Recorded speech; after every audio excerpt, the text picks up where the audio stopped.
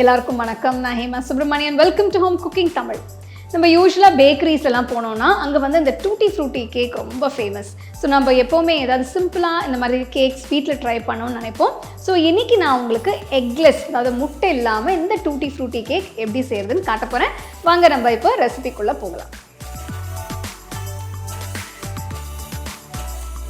நான் இன்றைக்கி 100 gram tutti frutti different கலர்ஸில் எடுத்திருக்கேன். இதில் 1/2 டேபிள் ஸ்பூன் மைதா மாவு போடுங்க. டூட்டி ஃப்ரூட்டியை நல்லா மாவில் கோட் ஆகிற மாதிரி மிக்ஸ் பண்ணுங்கள். மிக்ஸ் பண்ணி தனியாக எடுத்து வச்சுருங்க. நெக்ஸ்ட் நம்ம ட்ரை இன்க்ரீடியன்ஸ் எல்லாம் சேர்த்து சலிச்சுக்கலாம். நான் இன்றைக்கி 250 ml கப்பில் 1.5 கப் மைதா எடுத்திருக்கேன். இதில் 1/2 teaspoon baking soda, 1 teaspoon baking powder போடுங்க. இப்போ இதை சலிச்சு தனியாக எடுத்து வச்சுருங்க.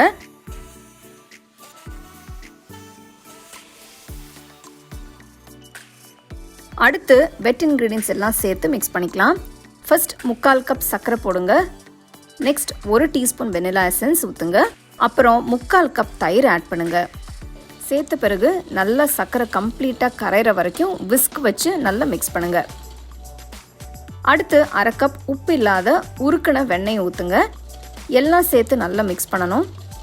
பார்த்தீங்கன்னா எல்லாம் நல்லா மிக்ஸ் ஆகிடுச்சு. இப்போ நல்லா திக்காகவும் க்ரீமியாகவும் இருக்குது. இப்போது இதில் சலிச்ச மாவை சேர்த்து மிக்ஸ் பண்ணுங்கள்.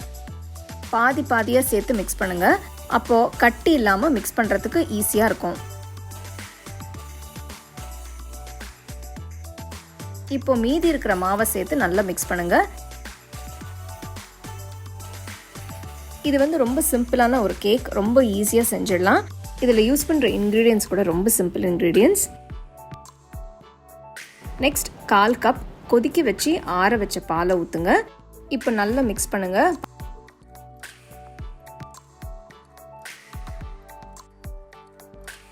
பார்த்தீங்கன்னா மாவு நல்லா ஸ்மூத்தாக க்ரீமியாக ஊற்றுற கன்சிஸ்டன்சியில் ரெடி ஆயிடுச்சு.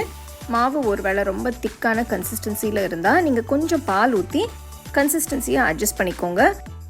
நெக்ஸ்ட் இதில் மாவில் மிக்ஸ் பண்ணி வச்ச டூட்டி ஃப்ரூட்டியை ஆட் பண்ணுங்க. போட்டு நல்லா மிக்ஸ் பண்ணணும்.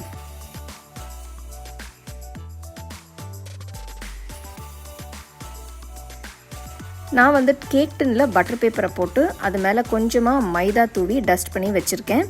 இப்போ இதில் ரெடி பண்ண மாவை ஊற்றுங்க.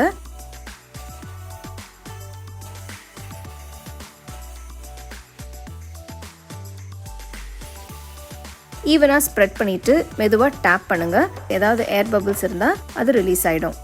கடைசியாக மேலே கொஞ்சம் டூட்டி ஃப்ரூட்டியை தூவி விடுங்க. அவனை 180 டிகிரியில் 15 நிமிஷத்துக்கு ப்ரீ ஹீட் பண்ணணும். கேக் டின்னை அவனில் வச்சு இதை 180 டிகிரியில் 30 நிமிஷத்துக்கு பேக் பண்ணுங்க. 30 நிமிஷத்துக்கு அப்புறம் பார்த்தீங்கன்னா ரொம்பவே சூப்பரான டூட்டி ஃப்ரூட்டி கேக் ரெடி ஆயிடுச்சு.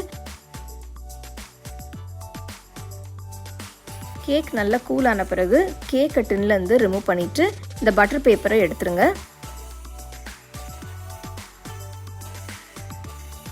பாருங்கள், சூப்பரான ஃப்ளஃபியான டூட்டி ஃப்ரூட்டி கேக் ரெடி ஆயிடுச்சு. இது வந்து ஒரு பர்ஃபெக்டான டீ டைம் ஸ்நாக். குழந்தைங்களுக்கு கூட ரொம்ப பிடிக்கும். இந்த கேக் என்னோடய ஃபேமிலி மெம்பர்ஸ்க்கு எல்லாம் ரொம்பவே பிடிக்கும். நான் இது ஆல்ரெடி 2-3 தடவை செஞ்சுருக்கேன்.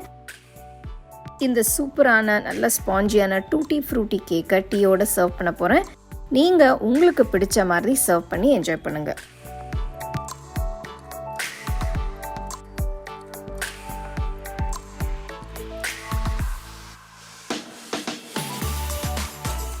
நல்லா சாஃப்டாக ஸ்பாஞ்சியான எக்லெஸ் டூட்டி ஃப்ரூட்டி கேக் எப்படி செய்யறதுன்னு பார்த்தீங்க இல்லையா? ஸோ நெக்ஸ்ட் டைம் உங்களுக்கு இந்த மாதிரி பேக்கரி ஸ்டைல் கேக் சாப்பிடணும்னு நினச்சிங்கன்னா சிம்பிளாக இந்த ரெசிபி நீங்கள் வீட்லேயே ட்ரை பண்ணலாம். ஸோ சப்போஸ் அவன் இல்லைன்னா நீங்கள் இதை குக்கரில் கூட செய்யலாம். கண்டிப்பாக ட்ரை பண்ணி எப்படி இருந்ததுன்னு எனக்கு சொல்லுங்கள். The second edition of our home cooking book is now available on our website 21frames.in.